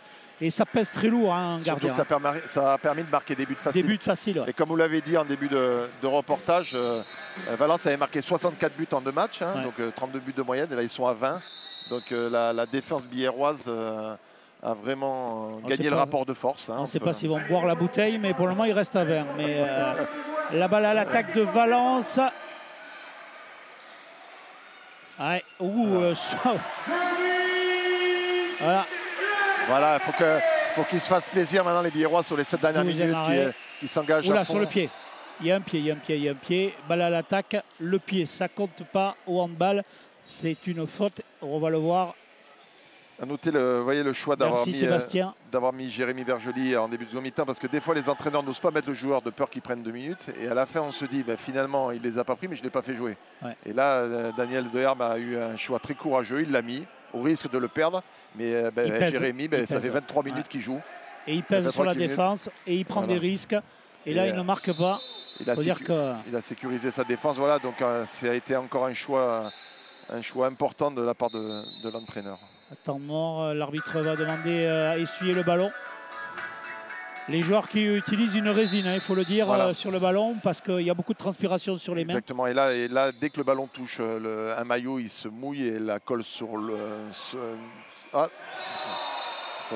Voilà, donc la colle est un élément incontournable pour pouvoir mettre de l'effet dans le ballon. Et il y a un pot de colle justement derrière chaque banc, comme ça, pour ceux qui ne connaissent pas le handball, les joueurs rentrent et viennent sur le banc et se mettent un petit peu de colle au bout des doigts. Ouais. 28-20, il n'y a pas de but marqué pour Billère. Il y en a même qui ont un double face sur la chaussure et qui remettent d'avance pour pouvoir la prendre pendant le match, alors que là, c'est le numéro 10... Arvin Béraud, Maxime, le 6, pardon, Boutcliffe qui marque son 6e but. Merci. Alors regardez, un changement de dispositif, parce que le 6 défend un peu plus haut. Maintenant, il y a une ligne, il défend devant et les 5 derrière. Donc le changement défensif, voilà, une à 5. Il propose ce que Billère a fait en fin de première alors la différence, c'est que là, c'est un joueur assez lourd et puissant devant. Et regardez, sur la pénétration, il redescend, il repasse en 0,6. Voilà, et Billère perd la balle par Corentin Bouet. Et notre ami Adrien. Oh là, il force, Voilà, mais il passe. voilà, bah, tant mieux, je suis content pour lui. Vergely, premier but. Voilà. 3 tentatives, un but marqué. Ça fait 33%. Avec un petit clin d'œil de son frère lorsqu'il a remonté le terrain. Daniel va poser son croisé avec un petit regard. Je pense que Daniel Deherbe va bientôt. Ah ben voilà. Ils sont à égalité, un but chacun. Hein. Non, mais Je pensais ils ont dû sûrement se chambrer pendant la semaine, mais oui. ils pensaient tous les deux en marquer plus que ça ce soir. En tout cas, celui qui a l'avantage, c'est Jérémy Vergely, l'aîné. 14 ans de plus que son frère. Et c'est vraiment une relation fusionnelle. Bon, moi qui les connais très très bien, notamment Jérémy. Et je trouve que c'est ça prouve que le sport reste, comme dirait un grand chroniqueur, là où il y a de l'homme, il y a de l'hommerie. Et la relation humaine entre deux frères qui jouent et tout ça, ben, c'est pas anodin. Ouais. Ça peut paraître anodin, mais c'est pas anodin. Et puis des fois, il y a des caps qui sont difficiles à passer. Et force de constater que tous les deux ce soir ont été en difficulté émotionnellement, sûrement par rapport à cette situation. Le pivot, ça a toujours été une figure à Billère. Il y a eu des grands pivots. Tout à l'heure, vous avez parlé de Pierre Lahore, mais comment ne pas citer Rumen Yakov, et qui a été à la fois un joueur extraordinaire. On salue aussi Johnny Voss, puisque je l'ai vu tout à l'heure. Il était venu voir ses deux enfants jouer, ancien arrière de cette équipe de Billère Handball. Et sûrement le meilleur buteur. Il n'y a que lui qui a compté tous ses buts. Je pense qu'il m'a répété 1500 fois dans les soirées qu'il avait dépassé les 1000 buts à Billère. Donc sûrement le meilleur buteur. Et donc Rumen qui à la fois a été un joueur, un capitaine exemplaire et qui est surtout investi avec Emmanuel Eto'o sur le centre de formation. Et je peux vous dire que quand Rumen parle aux gamins et explique comment on doit se comporter sur le terrain et dans la vie, c'était un bel exemple pour les autres. Dommage pour les Billérois, ils avaient le 29e but au bout de ce tir. Heureusement, la perte de balle des joueurs de Valence sur cette attaque rapide et cette longue transversale. Et Joris Labro qui peut redonner la balle à l'arrière-garde biéroise pour la montée de balle. 28-22, 56e minute de jeu. Ça fait déjà pratiquement plus d'une heure. Ça fait plus d'une heure en temps réel qu'on est à l'antenne sur Noah. On ne s'est pas ennuyer. L'équipe de Billère mène 28-2 dans cette fin de cette rencontre. La balle pour Vergely, prise à 2 sur le capitaine de Billère. Ça sera un coup franc en 9 mètres. L'arrière-garde biéroise. Et oui, de nouvel arrêt du gardien. Ils ont changé de gardien ou c'est toujours le même? Et il vient de réussir 2 ou 3 arrêts importants. Attention à ne pas trop se relâcher, même si on est dans la fin de match, qu'il y a un écart de 6 buts. Il faut quand même rester concentré pour les Billérois. Il va rester 3 minutes 30 dans ce match. L'attaque est à Valence. Et plus de temps mort dans la main, bien évidemment, des Billérois. Donc maintenant, le match ira à son bout sans aucun arrêt. La balle pour l'arrière-garde avec toujours Gassama. Ouais, prise à 2, il y a une faute. Ils s'en tirent bien les Billérois parce qu'en début de match, ça aurait pu être plus sévère ce genre de défense. Des deux côtés, comme tout à l'heure, la faute. Il n'y a pas de vidéo, nous on l'a et on voit quand même que la faute est sévère. Les arbitres en début de match mettent le cadre. Après, il y a des fautes qui sont un peu de fatigue.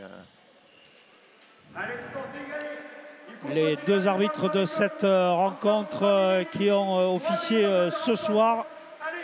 François, comme on n'en a pas parlé des arbitres, c'est qu'ils ont été bons. Hein, j'ai donné leur nom. Voilà, on a donné leur nom, mais bien évidemment, ils ont fait en sorte que le match... voilà, tout à fait. Mais comme on n'en a pas parlé, je voulais dire pendant le match, bien évidemment, on les a présentés, mais je veux dire, ça veut dire qu'ils ont accompagné ce match, ils ont été présents, ils ont su mettre le curseur quand c'était Sylvain Arthès et Benjamin Bola. Arthès, c'est l'arbitre 1 et Benjamin Bola, l'arbitre 2. Les deux hommes en noir qui ont officié ce soir dans la salle de Billère. Vous disiez encore un tir de notre ami, c'est Boutliff. Non, c'est pas va de Jackson. Je voulais dire encore un contre. Elle est contrée. C'est un but, on dirait presque un but contre leur camp. Mais voilà, c'est encore du travail de contre. Allez, 28-23, il ne faut pas lâcher. Maintenant, il y a des prises de risque. Vous voyez, il y a 2 joueurs avancés, les 2 plus petits, petits balles fondées qui créent. Voilà. Alors, c'est peut-être un petit peu tardif, mais il faut... La minute qui va venir va être importante parce que soit les Billérois ont la capacité de traverser. Bon, il y a plein de joueurs intelligents et malins à Billère, donc c'est possible. Ah voilà, elle est perdue. Donc attention, voilà, il y a un changement de stratégie. Adrien qui va se retrouver en situation de shoot. Attention, voilà. Il reste 2 minutes. Bon, il n'y a plus de temps mort pour Billère. Je l'ai dit tout à l'heure, il ne faut pas se relâcher. Les Billérois, ils ont arrêté de marquer. Ils ont pris. Ray a pris 2 fois le poteau. 28-24, il faut terminer. Il faut terminer pour les Biérois. 28 minutes de jeu dans sa deuxième mi-temps. Il reste une 50 à jouer. Et il faut trouver la solution pour remettre cette équipe de Valence à la raison, car sinon elle va revenir au score, même s'il ne reste que 2 minutes. Vous voyez, perte de balle de Jérémy. Ah ouais. Il n'y a personne pour vraiment prendre la décision. Le ballon est chaud, la patate est chaude. Et la balle est pour Valence qui va trouver un tir rapide. Vous allez voir, ça c'est sûr. Par l'aile. Et heureusement l'arrêt. L'arrêt superbe de Labro. Voilà. 14e arrêt de Labro. Qui soulage tout le monde. Hein. Ouais, tout à fait. Le gardien de but. C'est lui, ce soir, qui donne le là, qui remet son équipe à chaque fois dans le jeu. Souvenez-vous du début de match. Hein. Ouais. C'est lui qui a arrêté l'hémorragie. C'est lui qui va peut-être l'arrêter. Si Billard trouve la solution en attaque. Il reste un peu plus d'une minute à jouer. Les Biérois vont tenir le ballon au maximum en attaque pour déclencher le plus tard possible. Mais il ne faut pas non plus trop attendre. Si la solution s'ouvre, il faut la prendre. 28-24 plus 4. Il ne faut pas trouver de solution compliquée. Il faut rentrer, Daniel met les joueurs malins sur le terrain. Voilà, pour que ça joue au près. Les arbitres ont levé le bras. Donc Billard a 6 passes pour pouvoir attaquer. Et perd la balle. Ballon perdu. Il faut revenir en défense. Même s'il reste 30 secondes. Et oh là, nouvel arrêt. En sachant que même s'il reste 30 secondes, François, c'est important, c'est gagné. Ouais. Mais au handball, nous sommes sur le goal average particulier. Si à un moment, pour une raison ou une autre, les deux équipes sont égalité à la fin, eh ben, c'est peut-être mieux de gagner 4 buts en fonction du match retour. Voilà, on ne sait jamais sur quoi peut se jouer une saison. Bon, Labro va rester sur le terrain là. Il est très chaud. Hein. Ouais, Labro aura fait un match complet pour cette équipe de Billard. Les 10 dernières secondes. Et le tir est raté pour Beauchef. C'est gagné. Et dans 2 secondes, c'est fini pour les Biérois. Première victoire sur l'antenne de Noah en direct ici. Arnaud Villedieu, vous le voyez, les Biérois à la fête, ils s'imposent 28-24. Et c'est leur véritable, on peut le dire, Arnaud, entrée dans le championnat avec cette victoire contre Valence. La saison était lancée, la préparation était hyper compliquée. 12 semaines du Covid au milieu. En plein milieu, ça aurait été 10 jours, 4 matchs amicaux annulés.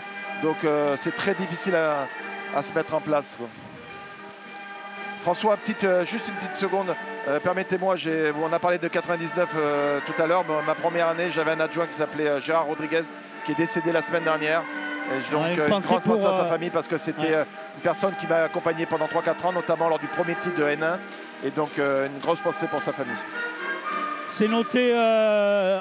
Arnaud, cette victoire du Billard handball avec les Biérois qui saluent leur public. Là-bas. Tu peux te mettre de ce côté là. Ouais.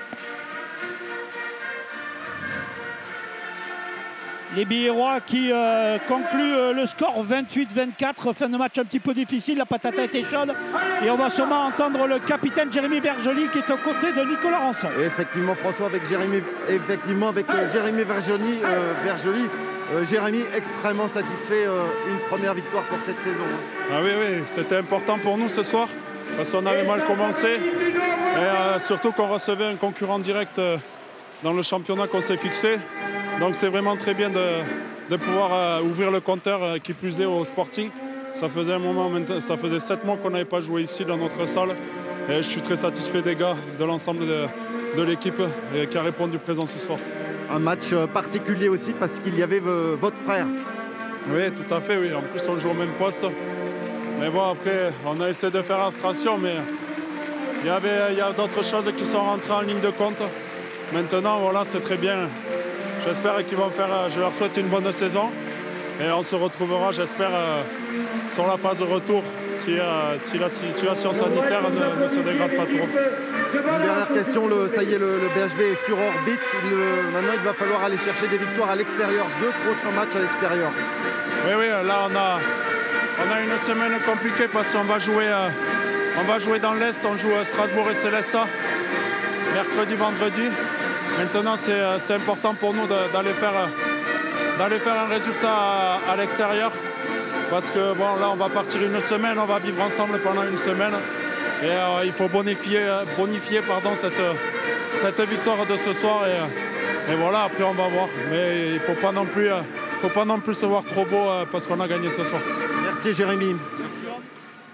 Du handball sur Noah, c'était ce soir en direct du Sporting d'Est. On a vécu une très belle soirée avec la victoire de Billère dans cette 3e journée de la Pro League de handball. Victoire 28-24. Grand merci à Nicolas Rançon pour les interviews au bord du terrain. Merci à vous Arnaud Villedieu pour cette première. C'est avec plaisir qu'on vous retrouvera pour un prochain match. Première réussie. Réussie. Ben écoutez, un beau match, un beau spectacle par les deux équipes, du suspense, de l'engagement, du respect. Et moi j'ai pris beaucoup de plaisir à passer ce moment-là avec vous. Merci à Sébastien Croquefer à la réalisation, toutes les équipes de la production d'audience, Estelle Laurent à la coordination. On vous souhaite un bon soir sur Noah. On se retrouve très vite pour du sport et on se quitte sur ces images de joie du Billère handball qui s'impose ici en Pro League contre l'équipe de Valence 28-24. C'était du match de handball sur Noah. Encore une belle soirée à vous et à très vite sur l'antenne de Noah.